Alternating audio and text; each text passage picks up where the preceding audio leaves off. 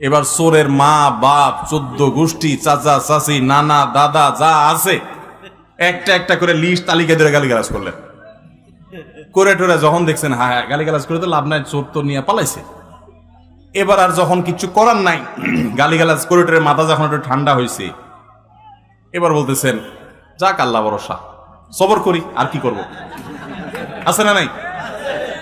সব গালিগালাজ দিয়া সাইরা এরপরে যখন দেখছেন হ্যাঁ হ্যাঁ গালিগালাজ তো দিলাম, লাভ তো হলো না, মোবাইল তো পাই নাই, বেটা তো নিয়ে পালাইছে। যখন ইমানদারের দুঃখ হয়, কষ্ট হয়, বিপদ হয়, তখন সে সবর করে, ধৈর্য ধারণ করে, আল্লাহর ফয়সালাকে মেনে নেয়। এই সবর করার বিনিময়ে আল্লাহ তাআলা জান্নাত দিবেন তাকে। আস-সাবরু সাওয়াবুহু আল জান্নাহ ইন্নামা ইউওয়াফাস সাবিরুনা আজরাহুম বিগাইরি হিসাব।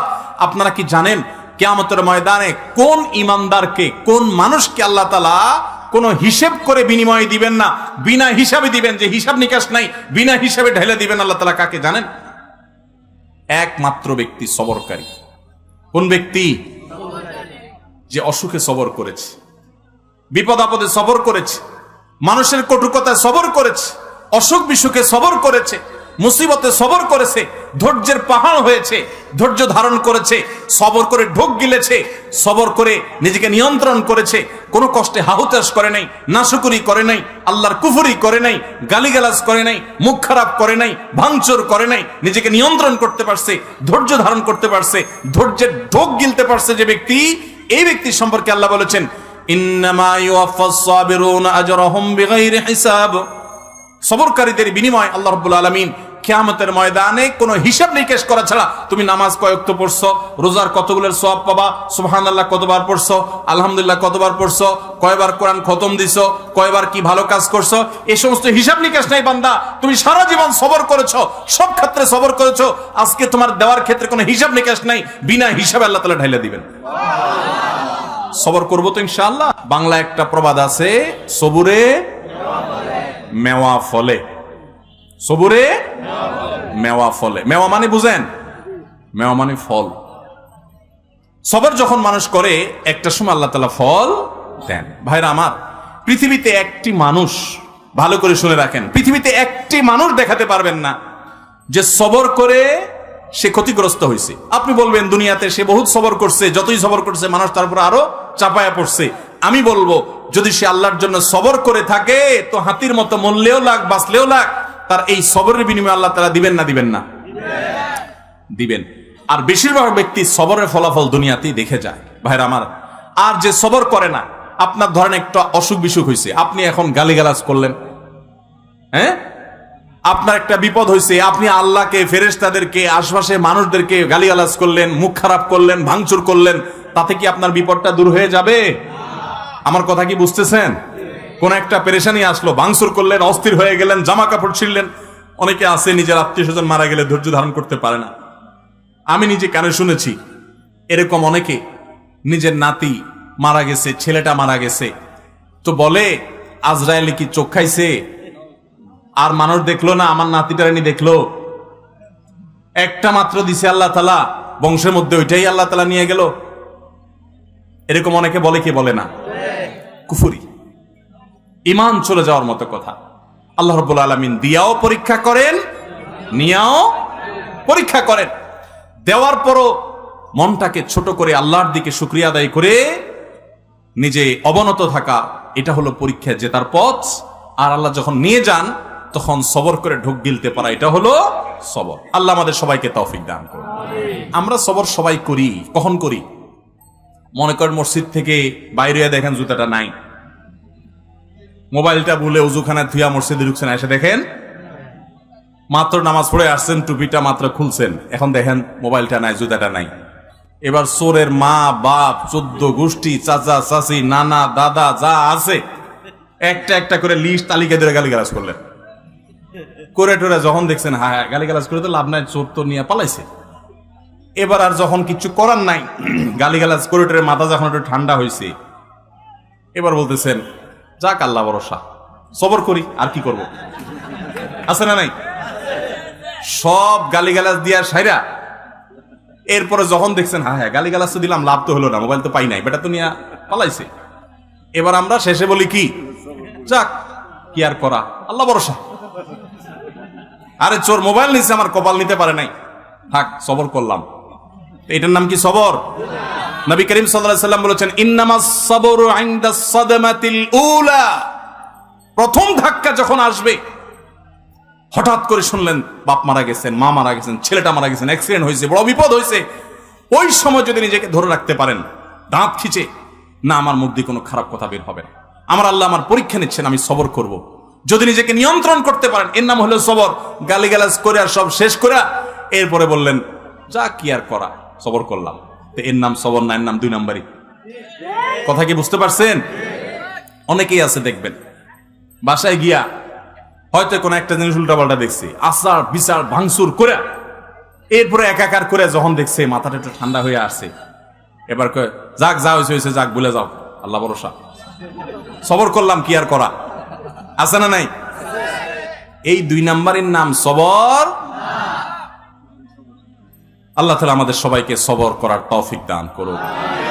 সবরের ওয়াজ করা যত সোজা, সবর করা কিন্তু এত, বসাই দিলে আপনিও বহুত কথা বলতে পারবেন, কিন্তু ওই ঠেলায় যখন পড়বেন, বিপদে যখন পড়বেন, কঠিন পরিস্থিতির মুখে দাঁড়িয়ে বিপদের মধ্যেও হাসতে পারা, এটা খুব সহজ কথা না ভাই।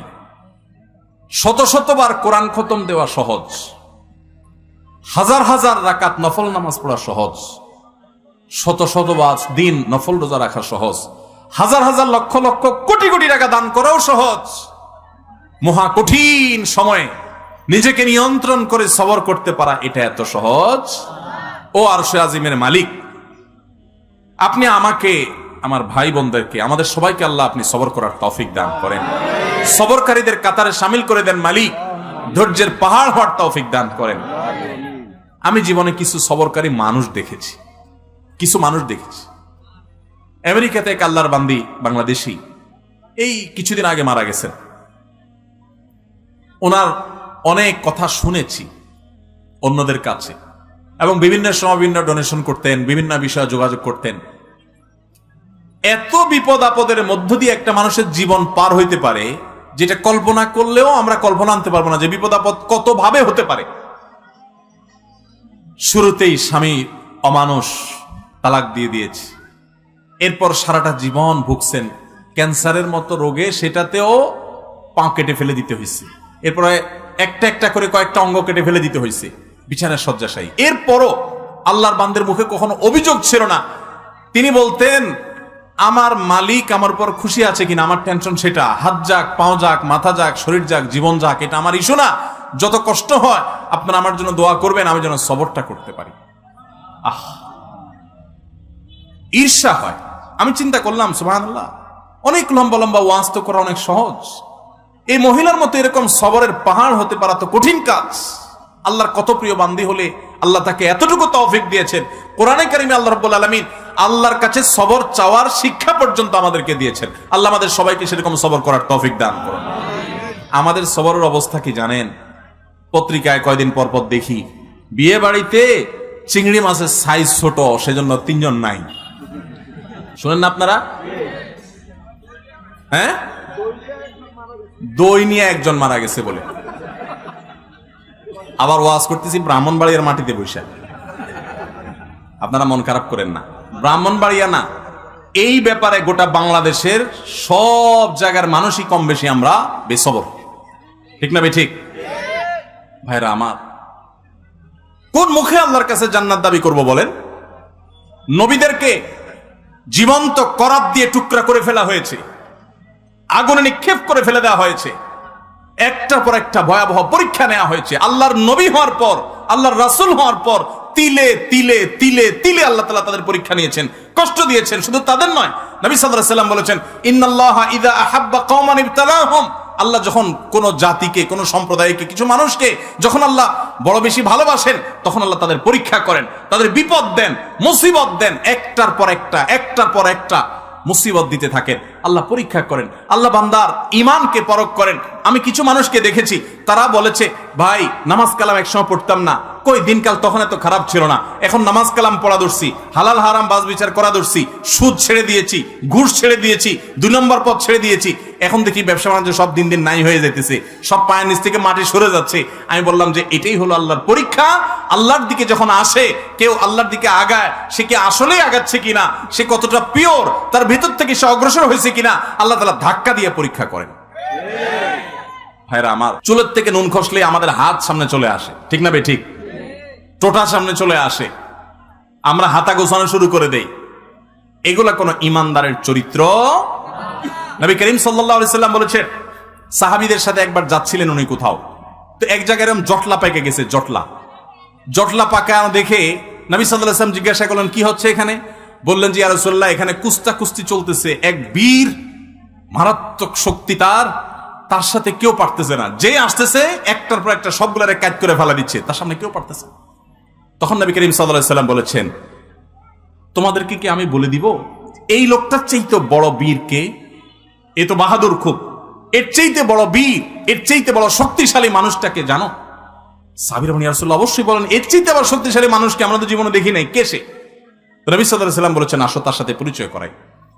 এই লোকটা যে অনেক বেশি শক্তিশালী, সে অনেক বড় কুস্তিগীর, সে সব মানুষকে কুপকাত করে দিচ্ছে।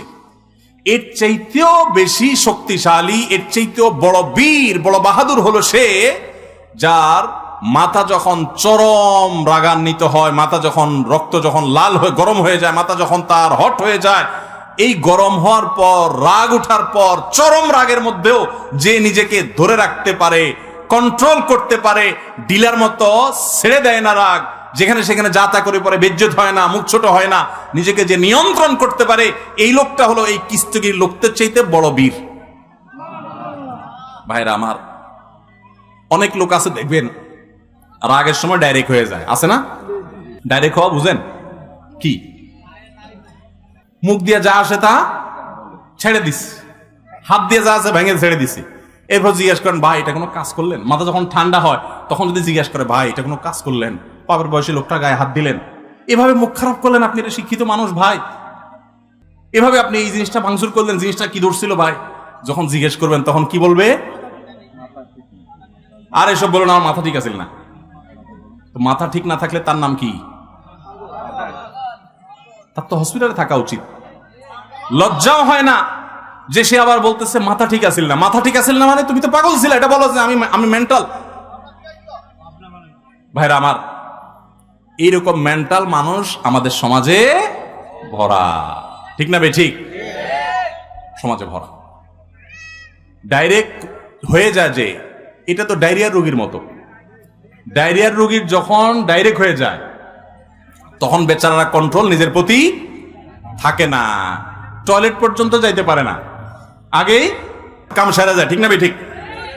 তো যে ব্যক্তির রাগ আসার পর এটা ধরে রাখতে পারে না, কন্ট্রোল করতে পারে না, ছেড়ে দেয়, যেখানে সেখানে যা তা গড়ায় ফেলায়, এই ব্যক্তি হলো এই ডায়রিয়ার রোগীর মতো ডাইরেক্ট হয়ে গেছে, লুজ হয়ে গেছে। এই সমাজে টাইট মানুষ বেশি না লুজ মানুষ বেশি? এখন কি টাইট হবেন না লুজ হবেন? নিজের সঙ্গে সংগ্রাম করবেন যে না, যত কঠিন পরিস্থিতি আসুক আমার মুখ খারাপ হবে না, মুখ দিয়ে গালি বের হবে না, হাত ছুটবে না, আমি অন্যায় করব না, আমি নিজেকে কন্ট্রোল করব। আল্লাহ আমাদের সবাইকে সেই তৌফিক দান করুন। ভাইরা আমার, এরকম হটমেজাজি মানুষগুলো সুস্থ না অসুস্থ? এই অসুস্থ মানুষগুলো আবার নিজের রাগ নিয়ে অনেক সময় বড়াই করে দেখবে, বলবে কি জানেন? আরে ভাই জানেন না, উল্টা পাল্টা দেখলে আমার মাথা ঠিক থাকে না, এরকম বলে না? বলার সময় ভাবসাব এমন যে উনি বিরাট বেটাগিরি জাহির করে ফেলছে, তাই না? যে উনি অন্যায় দেখলে ওনার মাথা ঠিক থাকে না। এই একই লোক সারাদিন আকাম করতেছে ঠান্ডা মাথা, নিজের অন্যায়ের বেলা ওনার মাথায় কোনো অসুবিধা, আরেকজনটা দেখলে শুধু মাথা কি হয়ে যায়? গরম হয়ে যায়।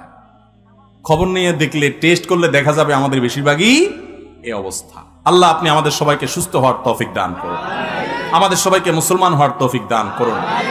হিজামা রোকেয়া সুন্নাহ ও কোরআনের আলোয় সুস্থতার প্রাকৃতিক পথ।